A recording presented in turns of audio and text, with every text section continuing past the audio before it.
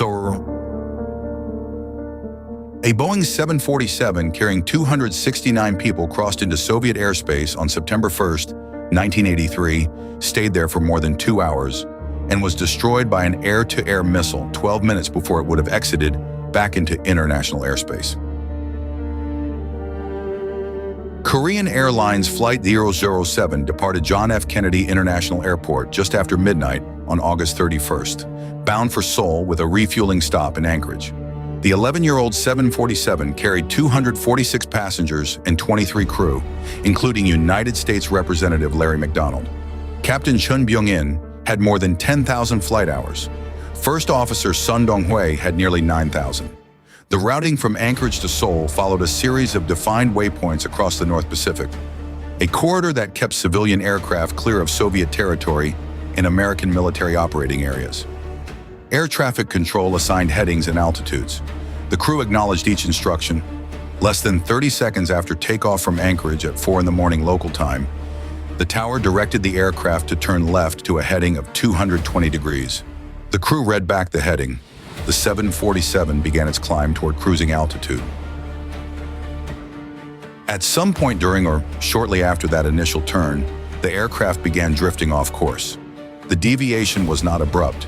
It was gradual, consistent, and compounding. By the time Flight 007 reached its first waypoint, it was already miles north of where it should have been. The autopilot was engaged, but the aircraft was not following the assigned route.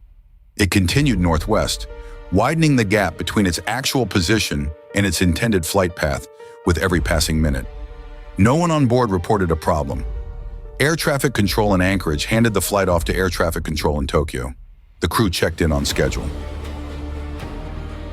At some point, the 747 crossed from international airspace into Soviet airspace over the Kamchatka Peninsula. Soviet ground radar detected the incursion. Fighters were scrambled. The aircraft continued on its heading, unaware. It exited Soviet airspace over Kamchatka and flew back out over the Sea of Okhotsk. Then it entered Soviet airspace a second time, over Sakhalin Island.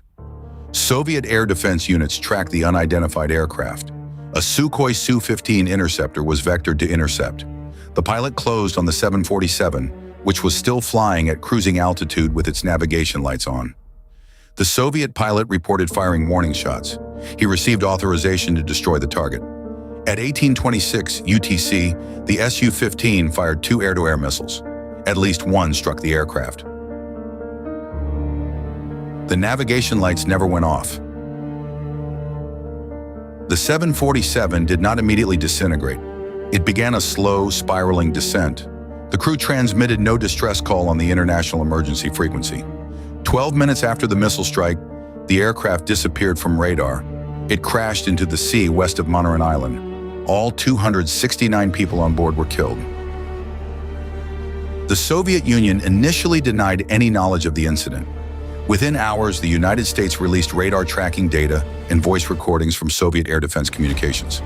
The recordings included the interceptor pilot's transmissions and the order to fire. The Soviet government then admitted it had shot down the aircraft but maintained that it was a military reconnaissance mission, a deliberate provocation by the United States. The Politburo described it as an attempt to probe Soviet air defenses or provoke a military response. The United States and the International Civil Aviation Organization demanded access to the crash site, the flight recorders, and all relevant evidence. The Soviet military controlled the area and obstructed the search. Soviet naval vessels recovered debris. No wreckage, no bodies, and no flight recorders were made available to international investigators for 9 years. 2 competing explanations emerged. The first held that the crew made a navigational error shortly after departure from Anchorage. The autopilot was engaged, but it was set to heading mode rather than the inertial navigation system mode that would have guided the aircraft along its program route. In heading mode, the autopilot maintains a magnetic compass heading. It does not correct for wind drift. It does not follow waypoints. If the heading was set even slightly off, or if the crew failed to update it at each waypoint, the aircraft would have flown a straight line on a compass heading rather than the intended curved route. This explanation was consistent with the flight path. It was consistent with the crew's failure to recognize the deviation. It required no malice, no conspiracy, only a mode selection error and insufficient cross-checking during a nighttime overwater flight. The second explanation held that the flight was a deliberate intelligence mission, either flown knowingly by the crew or remotely manipulated to provoke Soviet air defenses and collect electronic intelligence. This theory was supported by the timing of a U.S. reconnaissance aircraft operating in the region, the presence of Congressman McDonald on board, and the strategic value of forcing the Soviets to activate radar and communication systems that American intelligence could monitor.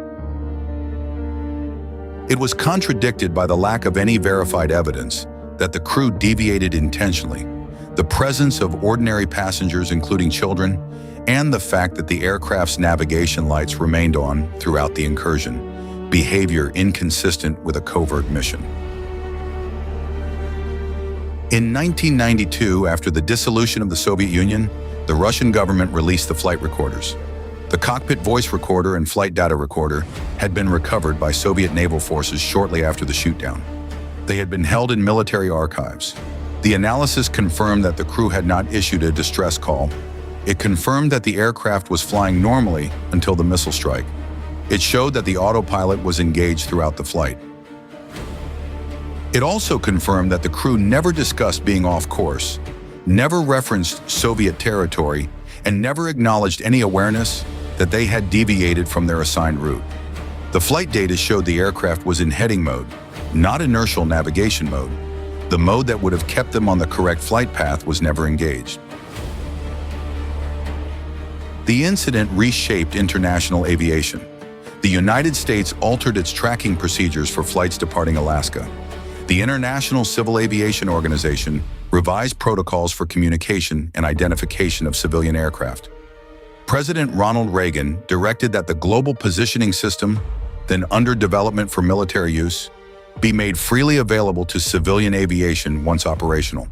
The system that now guides nearly every aircraft in the world was released as a direct consequence of Flight 007. But the release of the flight recorders did not resolve the central question. It confirmed what happened in the cockpit.